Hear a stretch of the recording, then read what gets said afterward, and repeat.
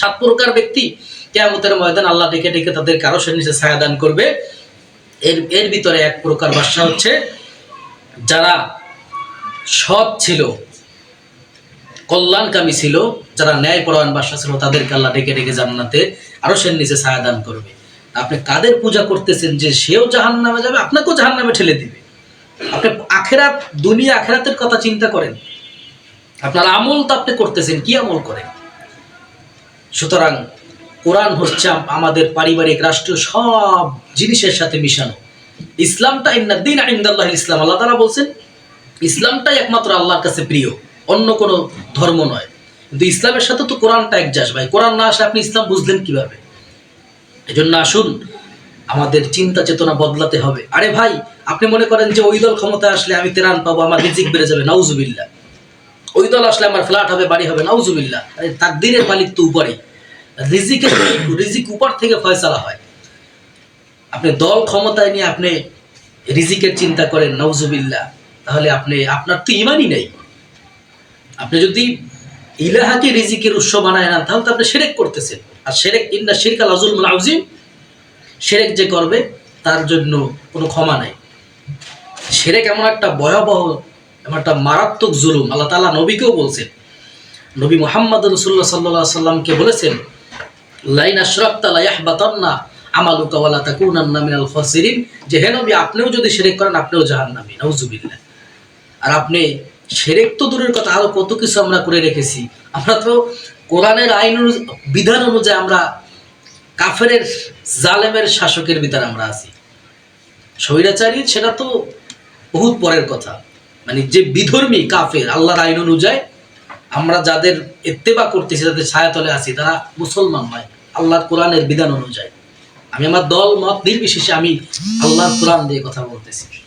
এজন্য আসুন,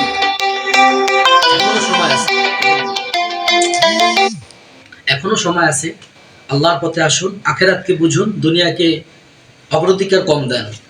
আল্লাহর জন্য কাজ করুন, উপরে বিশ্বাস রাখুন। আপনার রিজিকে যদি যা আছে, কোটি টাকা থাকলেও আপনার রিজিকে আপনার মৃত্যুর আগে আসবেই।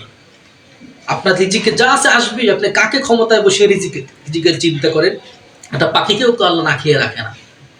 এজন্য আসুন, চিন্তা চেতনা বদলান, ইসলামিক শাসন নিয়ে আসতে। আপনার যদি সাপোর্ট না থাকে, কিয়ামতের ময়দানে আপনি দলবদ্ধ হয়ে যেই দলের ইত্তেবা করতেন, পূজা করতেন, ওই দল হিসেবে আল্লাহ আপনাকে গণনা করে তারা যদি জাহান্নামী হয়, জাহান্নামে দিবে। কারণ আপনি ভালো করে জানেন কে জান্নাতি, কে জাহান্নামী। আল্লাহ তাআলা এটাও বলছেন, ওয়া ইউরিদু সাওয়াবাল আখিরাতি নুতিহি মিনহা ওয়া ইউরিদু সাওয়াবাল আখিরাতি নুতিহি মিনহা, যে আমি আল্লাহর কাছে দুনিয়া চাবে, আমি আল্লাহ তাকে দুনিয়াই দেব। আর যে আখিরাত চাবে, তাকে আমি আল্লাহ আখিরাতই দেব। আপনি যদি আখিরাত করেন মুখে মুখে আপনি আখিরাত করেন, কিন্তু কাজে আপনি এমন একটা নেতার পূজা করতেছেন, এমন নেত্রীর পূজা করতেছেন, কি অবস্থা আমাদের। এজন্য আসুন, পরিত্রাণ হওয়ার এখনই সময়। আপনি এখন থেকে সাবধান হন।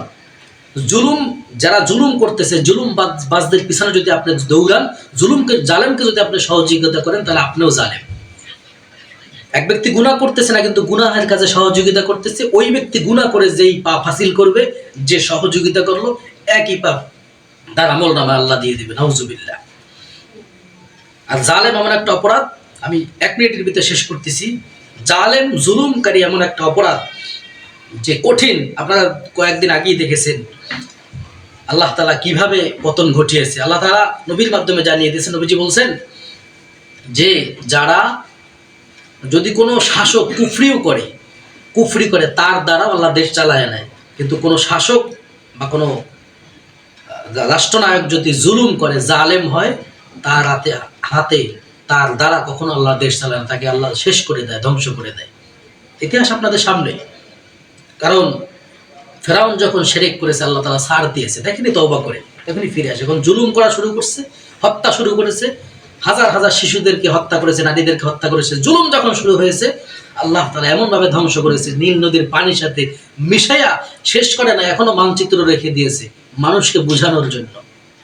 আসুন, আল্লাহ তাআলা এই সংক্ষিপ্ত ছোট আলোচনা, কোরআন ভিত্তিক এই আলোচনার উপরে আপনাকে আমাকে আমল করে করে আখিরাত, দুনিয়া, জিন্দেগি, সব জিন্দেগিতে উভয় কল্যাণ কামিয়াবি করে আল্লাহ তাআলা আমাদের বোঝার তৌফিক দান করুক। ওয়া আখিরু দাওয়ানা আলহামদুলিল্লাহি রাব্বিল আলামিন।